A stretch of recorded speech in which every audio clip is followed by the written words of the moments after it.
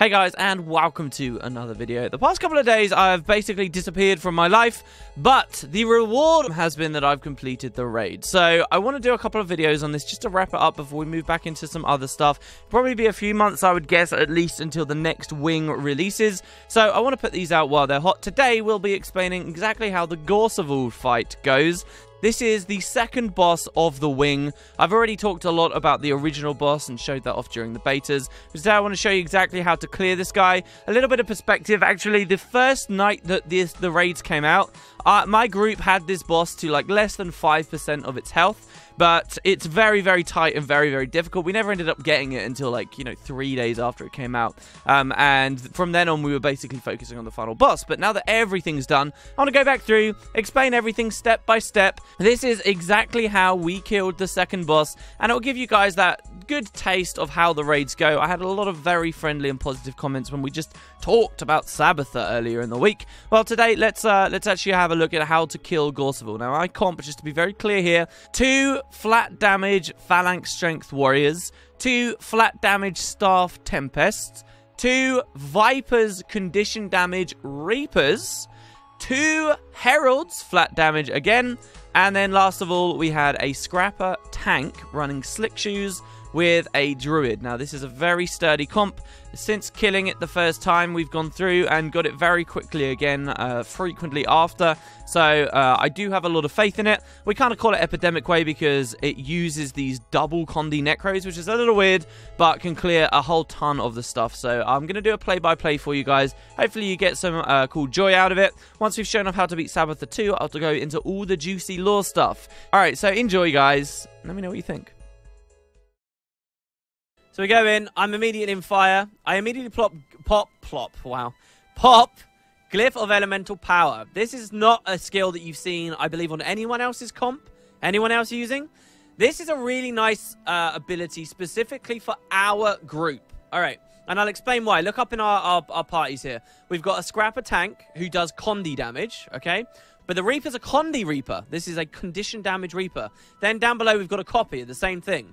Berserker, Herald, Condition Damage Reaper, Flat Damage Tempest. Alright?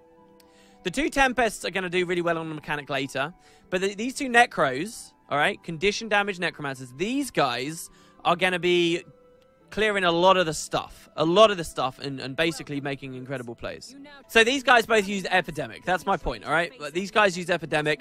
And Glyph of Elemental Power, even though I don't inflict very much condition damage, what this does is bump up the burn stacks so that Gorseval will, in general, at all times have at least 25 burn on him, alright? So by doing this, we get him to about that level. And when a Necromancer Epidemics the boss, it becomes that Necromancer's condition damage that counts. And then when it gets bounced back and goes on the boss, it suddenly becomes more worthwhile. Not only this, but Glyph of Elemental Power is great for the split phase. Now, with our specific strategy, this no longer matters. But for those of you guys who are trying to do it, do consider this for Elementalists. You're probably taking the trait Inscription anyway. And what this means is you can rotate to Water Attunement, you can chill them, and you can actually pop this Glyph, then go back to Fire, and do absolute max damage, complete raw, lava fonts, meteor showers, overloads, all that stuff, and at the same time have your target permanently chilled. And that's as good as like having it immobed, basically, right? So incredibly good skill. I've seen some Elementalists killing Gorseval, but I've seen them like running, like Signal of Earth. That's short-sighted. Glyph of Elemental Power is better. You're only caught out of Fire Attunement for a little while if you time when you pop it correctly, and especially for our burning thing, it all works. You're going to see him auto-attack, and then you see where his arm's in the sky up here? This is one of his main attacks. It's a slam-down attack, which not only CCs, but also seems to remove at least 1 stack of stab. So you basically want to dodge it. You want to be watching this. This is the thing I struggled with most in the fight. People will joke that it's something else. And today I struggled a little with something else, but mostly this is what usually catches me out, because I'm too focused on doing damage. But here I've put my burn and retreat specifically because I know it's coming. And we get the evade. But that hits everyone. I believe this person probably got hit. There's always globally ticking damage on us in this fight, by the way. Just pressure always going down, and you'll see that on me as we go. So anyway, he does like some attacks, and that's a big one. Right? Just kind of thing that you want to dodge. But overall, we've got Lava Font, Meteor Shower. You're going to see me Lava Font, and then Overload. Now he's blinking into the middle. Right now as I'm paused, he has retaliation on him. It doesn't appear as a boon. It's not strippable. But he does have retaliation on him. And with a meteor shower, a lava font, and an overload going, that's going to kill me quick with the globally ticking things. He's also going to create big, like, black, chunky stuff on the ground, okay? So, like, you should see some appear there. Now, if we stand in this big, black, chunky stuff, for a few seconds, it doesn't do anything, and then it explodes, and you've got to make sure you're out of it. The only places that are safe are really far at range right now, and really close in the center of him. But you can stop him doing this by smashing his brake bar. We just smashed his brake bar disgustingly fast. Let's watch this again. Brake bar appears. We're going to count in seconds till it's gone. Okay, ready? 1, 2, 3, gone. How did we do that? Did I contribute to that brake bar kill? Hell no. I didn't do anything. I'm DPSing. That's all I'm doing. How did we do that then? Well, it's because of our scrapper. Slick shoes. Watch, again. Watch where the scrapper is. I don't know whether the footage will pick it up very easily, because it can be kind of hard to watch. But if you watch the scrapper, he's going to run in a circle on the inside. You actually can see it. I'm not going to try and play it for you guys. But he does slick shoes and it breaks the brake bar. It's completely overpowered. I think a balance patch coming from ArenaNet that fixes this stuff will probably address slick shoes because, I mean, that's just all people are ever going to run for brake bar mechanics. But, so, after that, we want to move him because we know another attack's coming. We've got to get him to the wall. You'll see I'm lava fonting and stuff in front of him. I've got 25 Might and Fury, but I have tried to stand away a little bit because then I don't have to waste time dodge rolling some of his other tails. I'm just making sure I've got my stuff in front. I am moving close to this wall here because these extra ads here have spawned, and we want to aggro them along. What's going to happen here is if these are still alive in a moment, Gorseval's going to eat them, and he's going to buff himself up, and that we do not want. So, how do we kill them? We have nobody dedicated fighting them. We kill them. You notice they're all chilled right now. We kill them through Epidemic. All these Condis, they just get Epidemic'd over and they die. Not only do these guys get hit by Epidemic, 4 targets, but the 5th target is actually the wall itself. And the walls get completely shredded by Epidemic. Not only that, but then one of the other Necros can Epi and bounce it back and basically double Gorseval's conditions. That's why Epidemic's so strong. You almost don't have to focus on DPSing walls. And you don't really have to focus on DPSing these guys either, if the Necros get that right. That's a lot of stuff, which just allows everybody to focus on damaging Gorseval, which allows you to get through his incredibly difficult, you know, a huge amount of health in a short period of time. You might even catch another Epi if I can get footage of it, if I can catch it myself.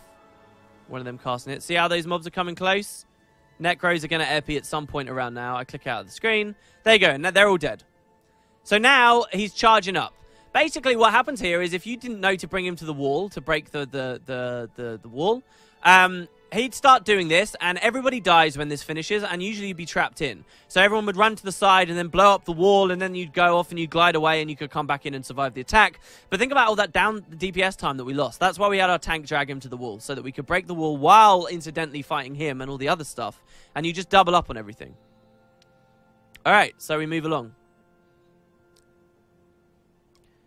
You'll notice that I don't leave. I don't stop damaging, especially on an Ellie where I want to drop lava fonts and stuff. I don't stop until after the fields have completely covered me. And I've still got plenty of time. The attack will go off about now. See, that's the attack. So you get plenty of time. It's far more forgiving than you'd expect. If I was on there just as that black stuff went everywhere, that's when I would have died, but we're okay. Now we want to glide in. Main thing you're focusing on when you're gliding in is he just auto-attacked, and now he's doing his slam ability. And when you're flying in, sometimes you'll be low on health. We're all okay right now. Sometimes you'll be low on health, or your back will be to the floor, and you'll get owned. That's why I'm still quite high before I drop down and quite far to the left. Also, because I know he's going to blink into the middle again, so I know that I don't actually have to be that close. Again, I got 25 Might Fury anyway. So I drop. I could have got in a bit quicker. You have to appreciate there's many runs. And not everyone, you do everything perfectly. Here I choose to Glyph of Storms him before he teleports, which was a mistake. I don't know. It's kind of a low damage ability anyway. Repop my other Glyph that applies the burns. And now, he's going to do that charge up attack again in a second, right? But instead of dragging him to a wall to be safe from it, we broke that break bar again. You know, you don't even really have to consider it as a mechanic because of slick shoes.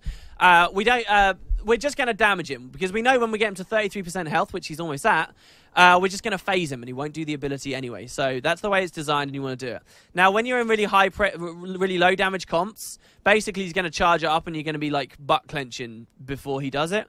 But we're going to DPS him so fast he doesn't even begin the animation. I believe anyway. We should do.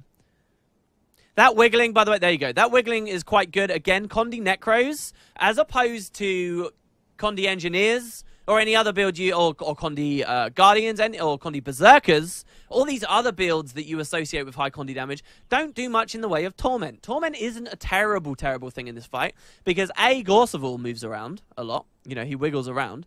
No matter how static the tank is. But number 2, when he phases, he becomes invulnerable and 4 charged souls appear. Now, these guys cannot be CC'd in any way except through soft CCs like Chill, Cripple, and a Mob. So you want to split your team into 4, and then what you want to do is keep them all CC'd as you put pressure out and kill them. This is where you would rotate to water. You actually would have rotated to water like a second ago. You'd drop an Icy Field, you'd pop your Glyph under that strat, and then an Ellie can basically hold one of them up forever, doing massive damage as well, while everybody else deals with the others and comes over. Absolutely great tactic that you guys could watch out for. So they've all split up. They're all going to start charging in. And because they're constantly walking, again, our Condi Necros are great here because they've got massive Torment application. They need more. Torment, I believe, needs a bit of a rebalance for them to be really good in a lot of encounters. But here, specifically, it's okay. And if these charged souls get really close and it's kind of scary, then the Necros, guess what, can Epidemic again. And, you know, Epidemic even immobilize, right? I don't actually think we're using much, if any, racial skill nonsense here. Using Oak Hearts or Sylvari stuff, any of that kind of stuff. You'll notice we burn those mobs down very quickly. I'm overloading. I always remind people to stand in my overload so that we get lots of might. But here's a question I've got for you guys. Why did I just die?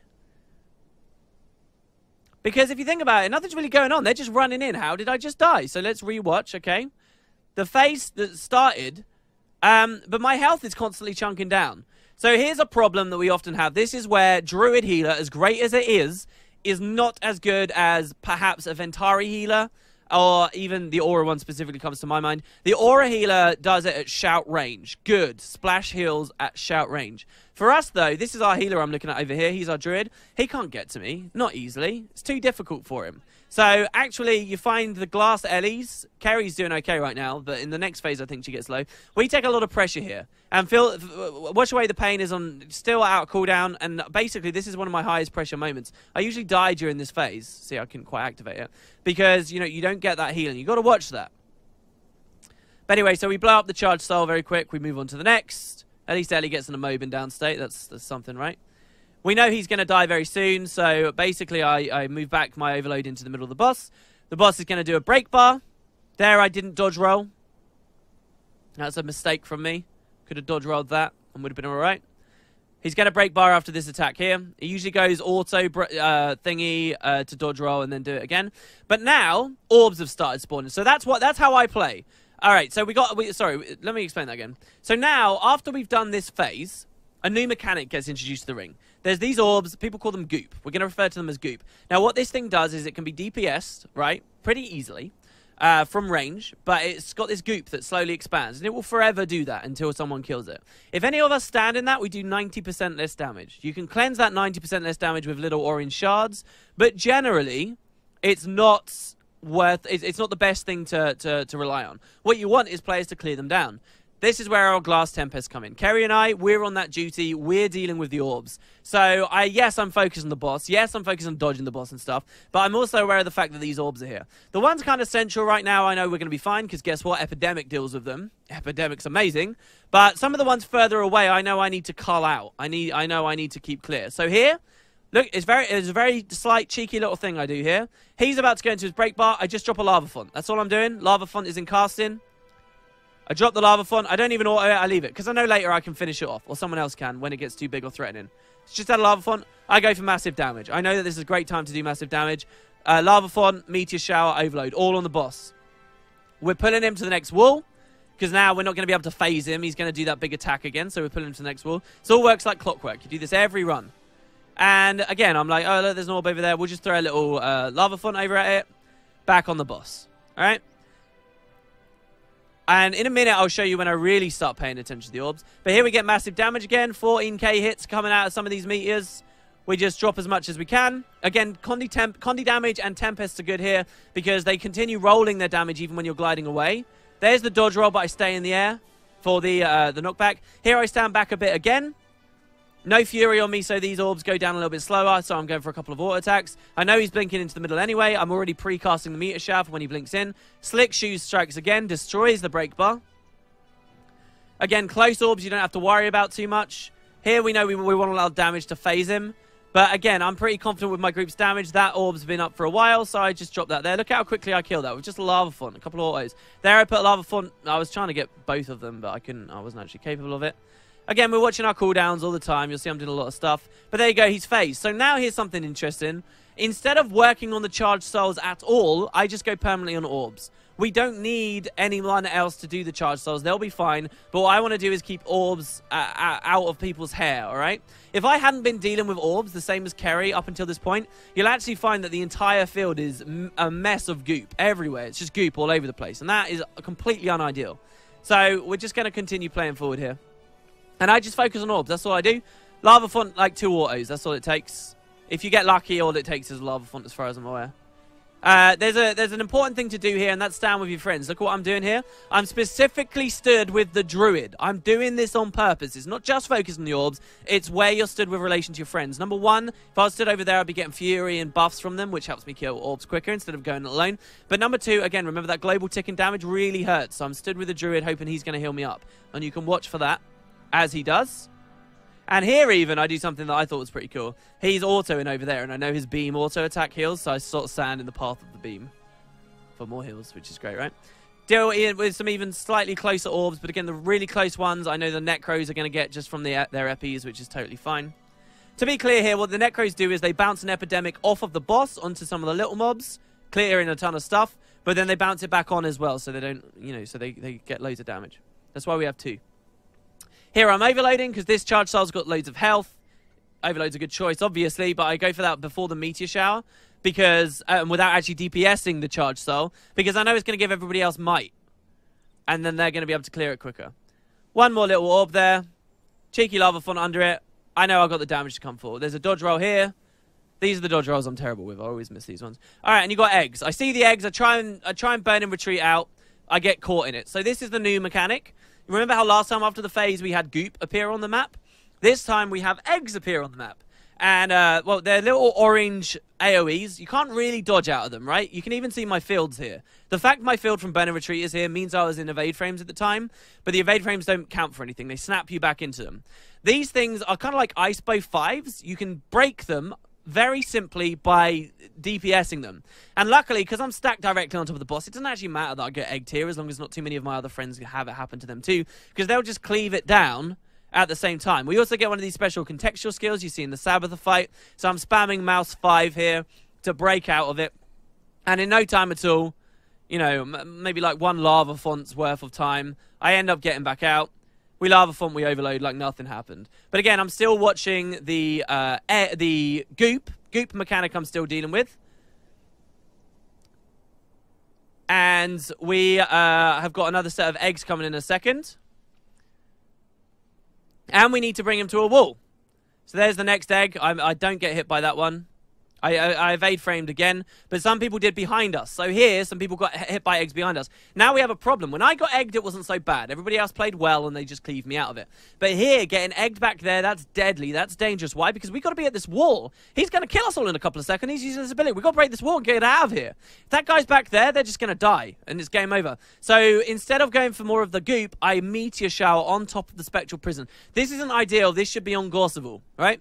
This would be a much smoother kill if I put this on Gorseval, but I didn't. I put it over there to free my friend because they got egged. But this is going to break him out of it in no time at all. And I'm going to start focusing on the damage on this guy again. I could be popping... Yeah, there you go. I popped my glyph. And we got to get out. This is a very close spirit wall there, but we all glide away. And we're just fine. We move back in. Now, there are 2 ideas of an enrage on Gorseval. This up here, the timer, is actually kind of a soft enrage. All right? If the timer goes down, yeah, he gets a big damage buff. But look at most of his abilities, right? Like his retail, it's, you know, when you're breaking the break bar quickly. It's like some autos that you can easily dodge. And it's a giant charge-up thing where he's not even hurting us. It's a one-shot. So the enrage up here actually doesn't mean so much. The hard enrage is running out of updrafts. Every time you use one of these updrafts to glide out of the platform, it consumes it. It gets rid of it. So we've just used this one. We've only got 1 left on the map now. And we've only got a certain amount of time to damage him. So we're going in. This is where it gets scary. Eggs are going to keep coming. Goop is still coming. But you'll notice that what we've done here, okay, is in the southern sections of the map, We've been clearing orbs down here, goop down here, sorry. But in the northern areas, we haven't really cleared very much goop. And I'm not bothering with these anymore. I'm damaging the boss. Why? Well, because it's all going to be over soon anyway when we use up that updraft. But also because we never have to go to the north of the arena again. We never have to go up there because there's no more updrafts up there. So you'll notice there's kind of a clear cut here at the halfway mark. Anyway, we got another egg. I avoid that egg. Yay. He's going to blink into the middle. We're going to try and do as much damage as possible here. But now, usually, if this was at any other point, what we do is phase him after this, right? But we don't have the damage for that right now. So we know we need to use another updraft straight away before the next time he tries to use that ability, right? So I die there on the break bar because the break bar didn't go down. I missed form close to him instead of far away from him, as you would originally be tempted to do. I cleared just a couple of orbs because I know this is going to get really messy very soon. Another egg. But because I'm over here, it's not so bad. Here, I'm going to go downstairs, I think, because of the... No, I'm okay. We move away. Here we got the wall. The wall goes down really easily there. The wall was condied like mad. That's a good demonstration of Epidemic. Drop the meteor shower. The tank actually brought us to the wrong area right there, but because of the orbs, it maybe wasn't a terrible thing. But look, you can actually glide to an updraft even if it's not directly next to you. We just have to fly around again. And now this is it, guys. We've used that updraft. That's it. It's game over if we don't get this now. We've got 30 seconds left on the clock. No more updrafts. You kill Gorseval now or he kills you. The next 30 seconds are make or break. And this is where everybody starts freaking out. We know he's going to blink in the middle. He does it quicker than it usually feels like, simply because we had to glide back around that corner on that updraft. But I'm ready for him. We overload. Go down. Another egg is going to happen now, and I believe I get hit by this one because I'm in the middle of a meteor shower cast. Burn and retreat. Never works. Never lucky. I could have moved in there. But he's getting low. Look at these ones on the north side. Look at how big this is, because I've been ignoring these from now on. But south, we've got this beautiful little section that we've kept clear for ourselves. And we're going to push. Push as much damage as possible. Lots of people are egged. But overall, the cleave's fine. You spam that contextual ability. The world erodes around you. If he maxes this skill out, that's it. You know, everybody wipes. We don't have any more updrafts. This is it. And you push. It doesn't matter that the timer's out. You just want to kill him before it ends, and at the very last second, Gorseval goes down. You grab the chest, get your crappy loot, and that's the end of it. Then we move on to Sabbather.